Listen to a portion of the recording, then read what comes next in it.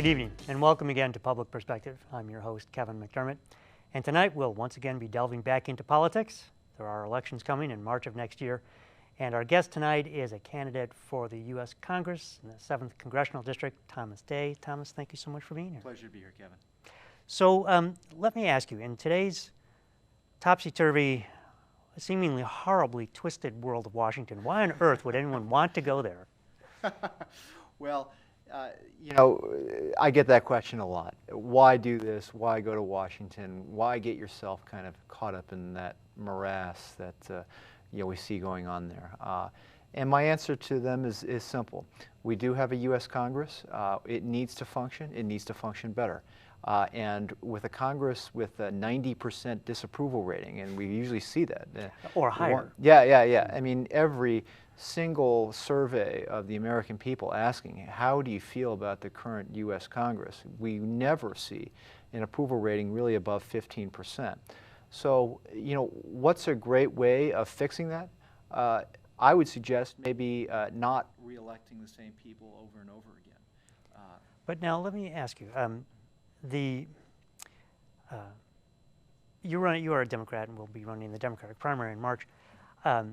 The Republicans have been on record as saying that you remember back in President Obama's first term, Mitch McConnell famously said that his highest priority, his highest legislative priority, was making sure that the president did not get reelected. Yes.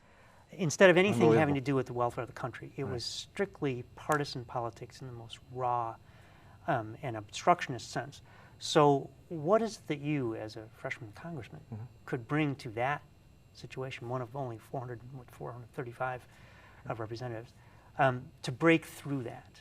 Well, I am an Iraq War veteran. I served in 2003 and 2004 in Iraq for the Army's 101st Airborne Division. I served 5 years in the U.S. military. What I can tell you is that I am not a career politician. This is my first. This is my first candidacy for any public office. I am coming at this with a fresh perspective. I don't know the rules of Washington in the way that Mitch McConnell described with that infamous quote that was his top legislative priorities.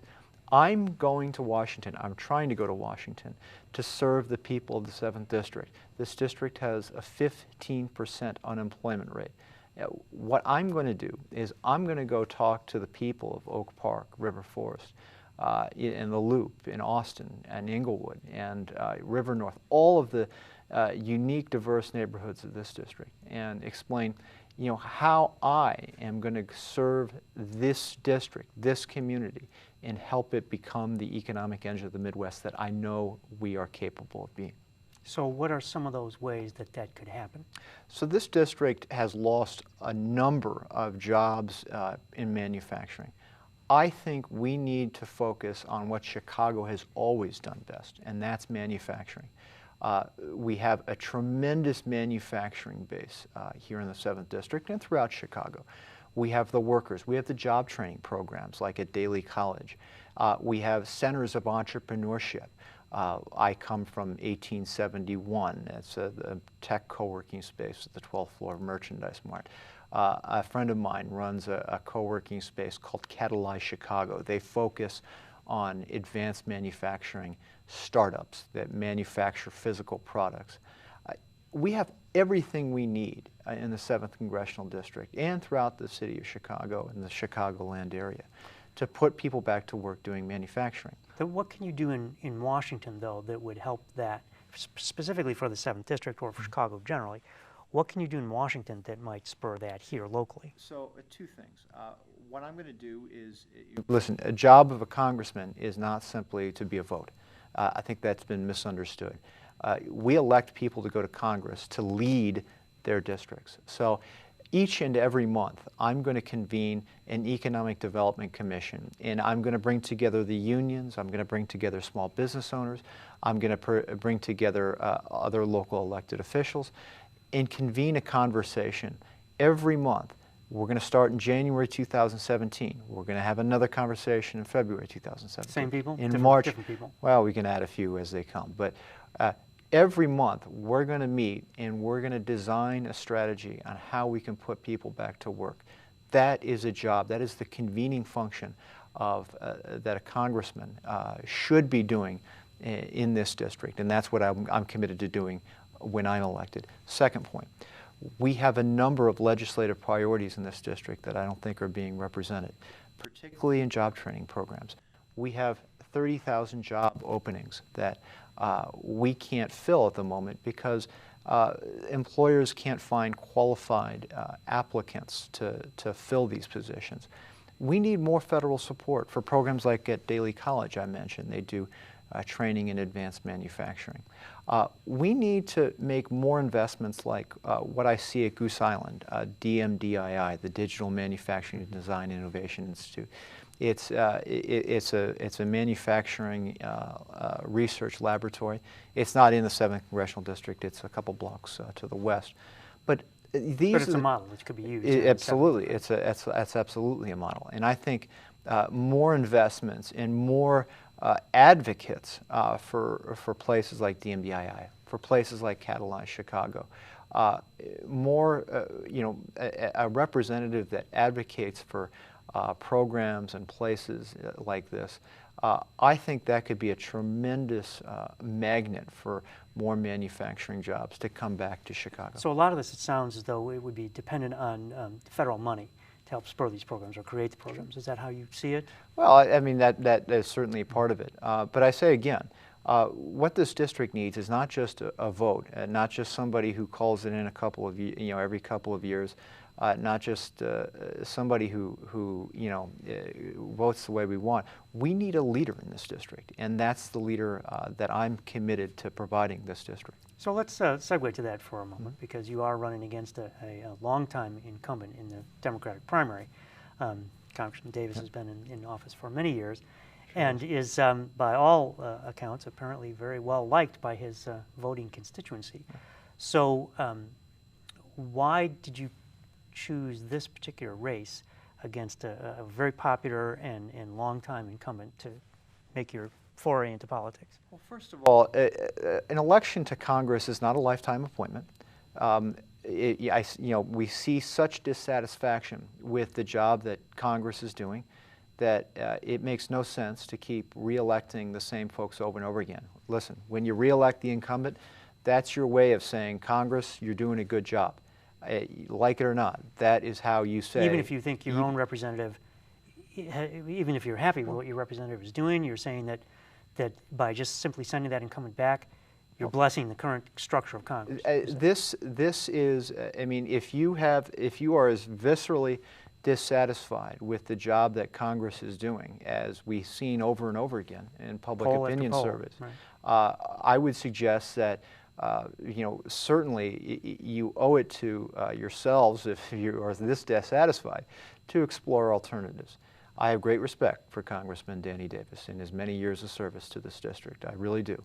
But, we can't expect leaders of, 1996. I mean, Congressman Davis was elected in 96. He's been in Chicago politics since 1979.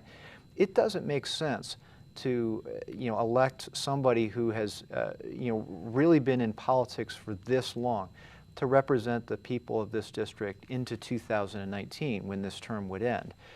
There have been way too many new industries, new residents, a lot of changes in the district that make this a very different district, a different city, a different region than it was in 1996 when Congressman Davis was elected. So you've been out campaigning, you've talked to a number of the political leaders, and you've talked to voters. Sure. What's your sense of the reception you're getting? As you've pointed out, Congressman Davis has been in a long time. Sure. We know he's very popular. He usually wins by very large margins. So do you get a sense from the voting population that they feel it's time for change as well? I do. And let me, you note that Congressman Davis has been elected, with wide margins. Listen, he has not had a challenge, frankly, a strong challenge for, depending on how you define a strong challenge, for really almost 2 decades. I'm going to provide that. You know, there was a challenger who you know, a veteran of the CIA. You know, Congressman Davis challenged his ballot petition, and he didn't even get to participate in the democratic process. That's an old Chicago tradition, by the way. Just I'm sure perhaps, you know, right? Perhaps, but you know, it's easy to get reelected with wide margins when you're you know, going through you know, litigation to get an opponent who has served this country kicked off the ballot. That's not going to happen to me. But don't you expect, though, that something similar might? I mean, ballot challenges, as I say, are common practice in Chicago politics. Perhaps. Don't you expect that that might happen in your case as well? It might. We have a number of volunteers out getting signatures. I have one of the top attorneys in this, you know, to handle this. You know, we will submit many times more signatures than is required to get on the ballot. But I mean, to your point about, you know, well, Congressman Davis has been, you know, elected, you know, with wide margins. My response to that is that, frankly, Congressman Davis has not faced a challenge like we're going to provide for him this March. So let's segue from the politics to the policies. There's so much happening in this country right now that are highly contentious issues. So the big one that everyone seems to be focused on, even the Republicans now have come around to focus on income inequality. Sure. So what can we do? Where does that fit in your view of priorities, and what things might be done in order to try to address the question? Sure, absolutely. Well, so we are recording this at the day that Pope Francis addressed the joint session. That was a tremendously powerful moment that I hope can begin the process of you know, of catalyzing a bipartisan commitment to reducing income inequality. He was very clear about the need to reduce income inequality. And wealth inequality, I should add. And two wealth, separate things. absolutely. You got it. So there really needs to be a comprehensive strategy to address this. You know, I'm for raising the minimum wage to $15 an hour. Nationwide. I'm for you know, closing some of these tax loopholes that allow hedge fund managers to pay less by percentage. The carried interest loophole. Right. That enables them to pay less in terms of federal income taxes than their own secretaries. You know, but let's think a little deeper about that. We need a comprehensive strategy to invest in low-income neighborhoods that allows somebody in a neighborhood like Austin to receive the same kind of opportunities as the kids in more affluent areas. We really need. And how would that happen? I mean, how would you provide those opportunities? What can the federal government do to create tools or opportunities in Austin that might rival those in Lake Forest or Wilmette? Absolutely. Well, so, you know, I have, in my first several weeks of this campaign, I issued a policy paper where I you know, and try not to roll your eyes, every politician has an 8 or 9 point plan. My 5-point plan, right? Yeah. Well, I issued something similar where, you know, I issued point for point, you know, how we can end this era of mass incarceration and invest in low-income neighborhoods that could really, as I told you, provide these opportunities that we don't see in these lower-income neighborhoods now. For example, expanding the CDFI fund, the Community Development Financial Institution Fund. You know, this is a program created in Bill Clinton's first term. It could bring potentially millions of, you know, it already does. The CDFI fund already does provide tax credits and investments into a lot of lower income neighborhoods. For companies that come in, don't get the tax credits if they set up in these areas, right? That's correct. Another one of Bill Clinton's pet projects in his first term was something called the Empowerment Zone program, whereby you know, some lower income rural and urban lower income neighborhoods are identified, and you know, for each additional hire you make in these empowerment zones, a company will get a $3,000 tax credit. I think that we should expand that to $4,000 if those hires are made in advanced industries, in tech. Call them the tech empowerment zones. And I say that because We see that in technology, in the tech industry, each job creates 5 additional jobs around that job. It's what economists call the multiplier effect. And back to the point of how can we expand economic opportunity? We have really condemned a lot of these low-income neighborhoods to a downward spiral through uneven enforcement of federal drug laws, and federal drug sentencing guidelines that have really done a great disservice to these neighborhoods. And not to get too far afield from that, but when we're looking at economics and economic development, tax policy plays a huge role in how income and wealth essentially is distributed around the country. And right now, tax policy very heavily favors the wealthy. Yes, it does. And essentially penalizes the not very wealthy. Sure. And everyone below that. And it highly favors corporations that can hire whole departments. In fact, you may recall a few years ago, GE, General Electric, had their most profitable division was their tax division because it figured out how to legally, I mean, they weren't breaking the law, but how to legally avoid paying taxes. So where does that fit in? How do we get, now, and I'll say one more thing, another Democrat, Bernie Sanders, who has gone on record to say, you hedge fund managers, you private equity guys, you corporate CEOs, be on notice now that I'm going to make sure you pay your fair share. Absolutely. So how do you do that? And how do you do that from the congressional level? Well, I mean, what Senator Sanders said is right. I'm sure the other candidates on the Democratic side would agree with a lot of his policy proposals. We need to close that carried interest loophole you mentioned. I mean, that will do that will go a long way in terms of getting more revenue from these billionaires, not millionaires, billionaires. I certainly would favor something like that. We also need to explore how we treat long-term capital gains and maybe expanding the period of time that you get until you get long-term capital gains. Right now it's a year, right? That's so correct, right.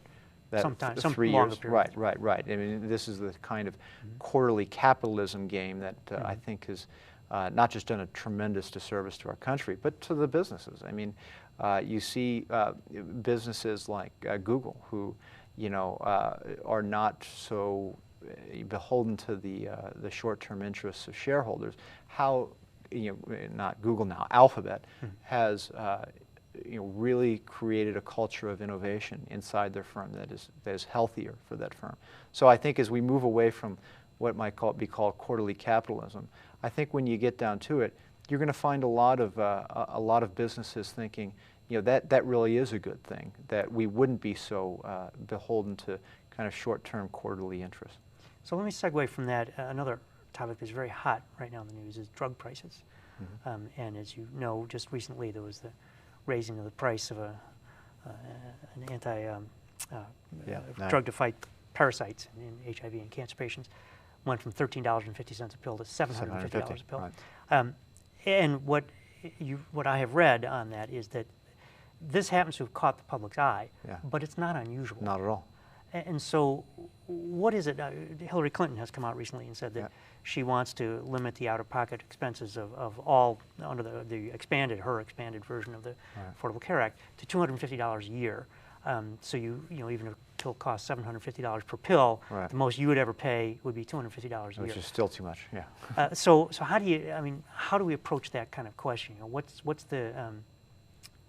the way to get a handle on these kinds of runaway drug prices? Yeah, so, well, first of all, of course, we need to allow the federal government, Medicare and Medicaid, to negotiate with drug manufacturers. We currently are prohibited by law from negotiating and that was under the Bush presidency, right? That's George W. Bush. That's right. Prescription drugs right now we're really kind of what economists call price takers. That is not a good idea. We certainly need to negotiate with these drug makers to make sure we can get lower prices. But let's think more broadly here. I'm a supporter of something called the American Center for Cures. This is an idea to create a federal department that would research cures funded by publicly financed bonds that would provide cures to the market that would be the domain of the American people. They would not be owned by a private entity. The equivalent of open source software. Anyone could yes, do absolutely, this. absolutely. So, what we need to do is kind of get away from this profit motivated healthcare that was so vividly illustrated with this guy who raised Shkreli, I think the hedge fund manager who raised the price of an AIDS drug 800%. This is 5,000%. Is that right? Yeah. Well, right. Yes. My math is off. But, just unconscionable. Unconscionable is absolutely right. Yeah. So I'm really intrigued by this. What did you call it? The American Center for Cures. You could find more information on it at AmericanCenterForCures.org. Because I have actually heard that idea before, and most of my background is from technology, so I think of it in terms of open source software, which is software that's not covered by copyright and anybody can use it for whatever purpose. And the idea that the government, maybe through universities or however, would fund the basic research, because the drug companies, as you know now today, talk about, well, we have to cover all of our R&D expenses, and it's so hugely expensive, which I don't dispute, and I know that clinical trials are also very expensive. But if the government were to take that on, and the government did the basic research and could farm it out to the universities, they're well set up to look at that, or could be set up with federal grants. And then, as you've mentioned, it becomes, the discoveries become the property of the American people. And there is no patent on them. And then the irony of this is the free market would actually then take over, because since the idea of the formula, whatever it is, is in the public, then it really is true capitalism. If you can make it to FDA standards cheaper than the guy down the street, you're going to do very well, and you're going to do better than the guy down the street. So it becomes a real, honest-to-God competition. So as I say, this is an idea I have heard before, and I'm intrigued to hear that you're following something very similar, it sounds like. Yeah, well, we haven't really cured anything in the United States since polio. I mean, we've come up with pills, we've come up with, various treatments to mitigate ailments and pains, but we haven't really cured anything. That's a shame. I mean, we have a tremendously high rate of diabetes in this district. We have a tremendously high rate of cancers.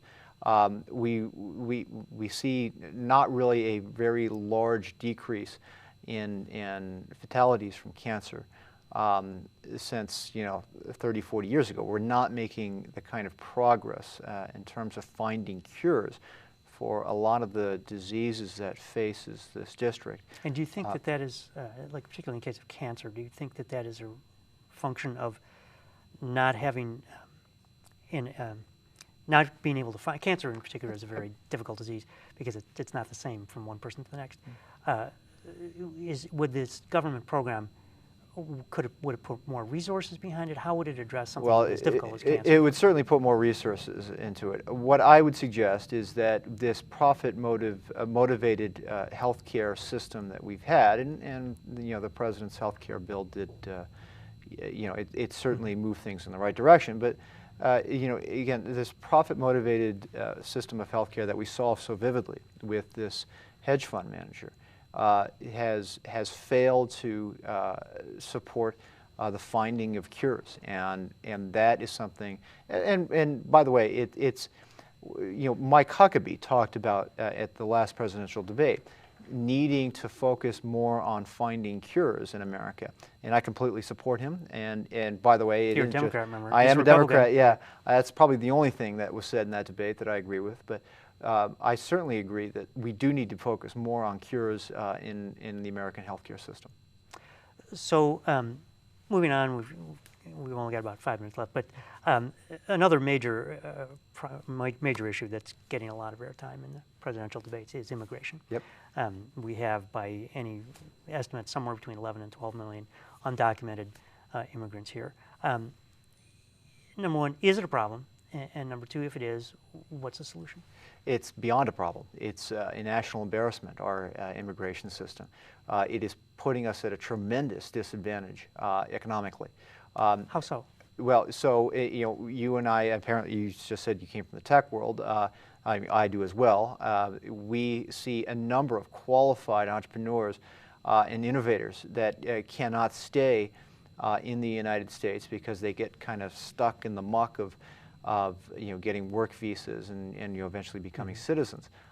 That's a shame. If you know, you are a talented entrepreneur and innovator, of course we want to see those folks stay here. We are a nation of immigrants, and the Pope talked about that today. And you know, for us to constantly be sending back folks who get trained at our universities, which are still, you know, the top in the world, it's shooting ourselves in the foot. It's unilateral disarmament, and that we have not been able to pass a comprehensive immigration bill, even though it is plainly in the national interest, it demonstrates just how dysfunctional matters have become in Congress. Now, though, of course, Donald Trump talks about immigration from a very different perspective. He Right. talks about all the criminals essentially coming across from the Mexican border, and he's going to build this 1,000-mile wall. So if we step outside the tech sector, there are a lot of immigrants who don't come with a set of high-tech skills, for example. Right. Does your policy or does your approach address them as well, people who come over and become day laborers, for example? Sure. Well, absolutely. I would, you know, I certainly support the president's comprehensive immigration bill. I certainly think, you know, we look at Donald Trump's rhetoric. This is outrageous. This is, you know, speaks to a Republican Party that has really kind of gone off the rails in terms of, you know, being controlled by, you know, some rather irregular extreme factions within their party, and that Donald Trump still remains a very credible candidate for that nomination. Speaks to, frankly, an element of race in the Republican Party that I think could potentially condemn them to you know, a permanent minority status as far as the White House goes. Well, it's certainly a political liability that they'll have Certainly. to contend with. But since you mentioned it yourself, it does speak, though, to a very vocal part of the Republican Party who are voters in any general election. They're voters as well. I mean, of course they are. And so how do you reach out to them? How do you reach that segment? Well, I mean, I think, frankly, there are probably some voters inside of Donald Trump's camp that I never will be able to reach out to. However, you know, this district, while being overwhelmingly Democratic, I think we all recognize that. You know, there are a lot of independent-minded Democrats, Republicans, and just independents. I have gone to a lot of voters and said, you know, I'm a Democrat, but I am open to a number of ideas from every side of the aisle, and you know, I'm always open to speaking to Republicans and independents, and you know, making sure while I might not agree with you know, you on some issues, you know, I'm certainly open to these conversations, and to, you know, I'm not running to represent just the Democratic Party in Washington. I'm running to represent the entire 7th District, and that's what I'm committed to doing. I can't think of a better way to wrap it up. Thank you. Thomas, thank you so much for being here. It's Pleasure. been a pleasure. Thank you. So I'll remind our audience, the primary is a few months away. It's March 15th. That's the Democratic primary. Thomas Day is running for the 7th United States Congressional District. So thank you for joining us once again. This is Public Perspective. I'm your host, Kevin McDermott. You can find us on Comcast Channel 19 every Saturday night at 8 and on the web at publicperspective.tv. So till next time, thank you and good night.